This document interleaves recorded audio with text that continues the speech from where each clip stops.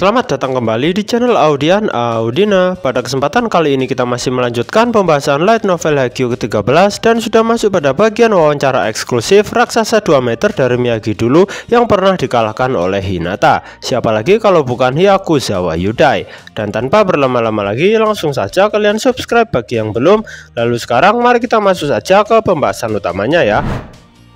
Raksasa yang sebenarnya. Cerita kali ini berlatar di asrama atlet dari tim Japan Railway Warrior. Jadi Akane mendatangi langsung markas tim milik Hyakuzawa. Jujur aja sih, saya nggak nyangka kalau raksasa 2 meter dari Miyagi dulu ini bakal lanjut main volley sampai jadi atlet profesional. Oh ya, untuk latar waktunya, wawancara kali ini terjadi tepat setelah Hyakuzawa selesai bertanding. Dan di posisi sekarang, baik Akane maupun Hyakuzawa sudah saling bertemu. Di sini Akane yang membuka obrolan terlebih dahulu. Seperti biasa, dia mengucapkan terima kasih pada orang yang bakal diwawancarainya kali ini. Hyakuzawa pun bilang pada Akane untuk santai saja. Di sini dia malah meminta maaf juga karena dia sadar betul jarak yang harus ditempuh Akane untuk kemari itu tergolong begitu jauh. Akane harus melakukan perjalanan panjang dari Tokyo ke Hiroshima kali ini. Di sisi lain, Akane pun bilang kalau ia tak mempermasalahkannya. Dia malah bilang kalau dirinya sangat menikmati pertandingan yang baru saja ditontonnya ini. Melihat Hyakuzawa bermain secara langsung membuatnya begitu senang. Kemudian Hyakuzawa kini mengajak Akane ke kantin dalam asramanya, yaitu dilakukan agar mereka bisa mengobrol lebih santai. Ada kejadian yang begitu unik sih di sini. Bayangin Akane yang nggak begitu tinggi ngobrol bareng sama orang yang tingginya 2 meter lebih. Saat mereka membungkuk untuk saling memberikan salam, udah terlihat seperti bapak sama anaknya. Kita kembali lagi ke cerita ya. Kini Akane langsung saja memulai wawancaranya. Dia mengonfirmasi terlebih dahulu mengenai info yang diterimanya sebelumnya. Dia menanyakan apa memang benar kalau Hyakuzawa ini baru bermain volley saat SMA saja. Jawaban Hyakuzawa di sini begitu tegas. Dia mengiyakannya tanpa ada maksud menutupi apapun. Lalu Akane melanjutkan obrolannya di sini. Dia bercerita mengenai pencapaian Hyakuzawa. Akane bilang kalau selama ini banyak atlet yang sudah bermain sejak level SMP, tapi mereka tetap kesusahan dalam menjalani karir voli mereka saat SMA dulu.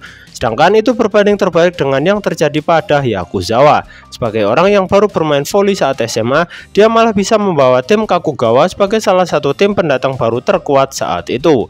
Akane juga bilang kalau hal itu nggak terlepas dari status Hyakuzawa sebagai orang tertinggi di prefektur Miyagi. Hal itu benar-benar bisa berdampak positif pada prestasi tim Kakugawa yang sebelumnya hanyalah tim kecil yang nggak dikenal. Kemudian Akane melanjutkan obrolannya lagi. Kali ini dia bercerita mengenai karir Hyakuzawa yang melejit setelah lulus SMA. Awalnya dirimu dikenal sebagai raksasa 2 meter dari Miyagi saja, lalu memutuskan untuk terjun menjadi atlet voli profesional setelah lulus SMA. Setelah itu kini berhasil menjadi salah satu pemain yang dipanggil untuk memperkuat timnas voli Jepang. Di sini Akane benar-benar memuji pencapaian Hyakuzawa ini.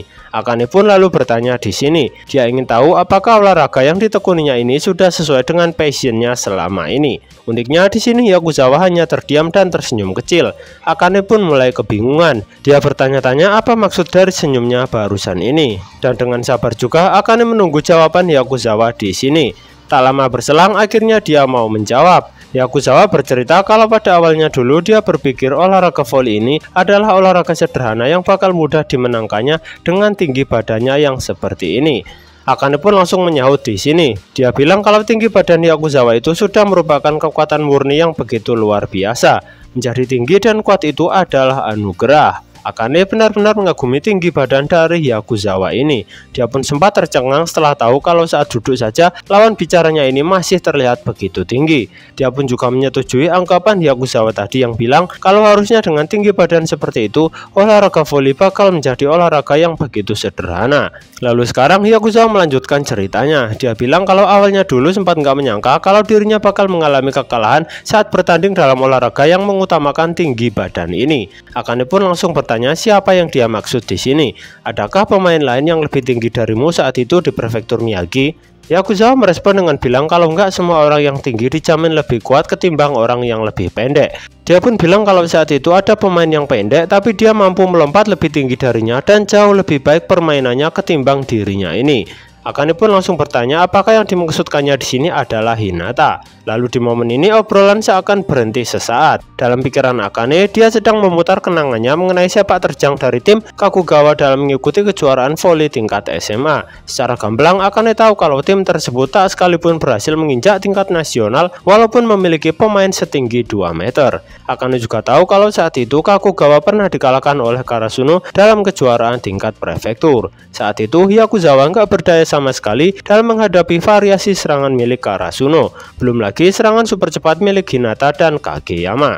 Lalu di momen ini belum ada jawaban juga dari Hyakuzawa. Akane pun berusaha mencairkan suasana di sini. Dia bercerita kalau sebelumnya ada yang memberitahunya kalau di turnamen nasional musim semi dulu ada juga pemain 2 meter yang kuat berhadapan dengan pemain pendek yang kuat juga. Duel antara keduanya pun berlangsung sengit. Ya paham kan ya kalian, ini adalah duel antara Hakubagao versus Hinata Shoyo. Ya ini pertandingan antara Karasuno versus Kamomedai saat itu, dimana pemain pendek seperti Hinata mampu mengungguli pemain bertinggi 2 meter Hakubagao. Mendengar perkataan Akane ini, Hyakuzawa terkejut bukan main, tapi dia masih diam saja nggak mau bicara. Jadi Akane melanjutkan ceritanya lagi. Dia pun bilang kalau pemain yang pendek dari Miyagi itu pun kini mampu menjadi seorang pemain voli profesional yang begitu hebat. Bahkan dia juga menjadi salah satu pemain yang dipanggil untuk memperkuat timnas voli Jepang. Dari pemain yang gak dikenal sebelumnya, kini dia telah berhasil menginjakkan kakinya di panggung tingkat internasional. Ya, yang dimaksud ini level timnas ya.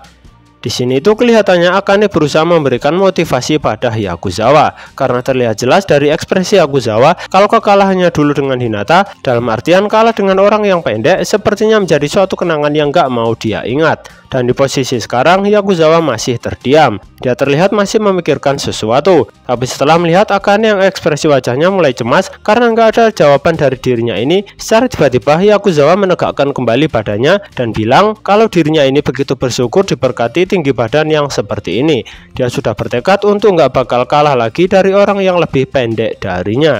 Ya di sini secara nggak langsung dia mendeklarasikan kalau ingin mengalahkan Hinata ya.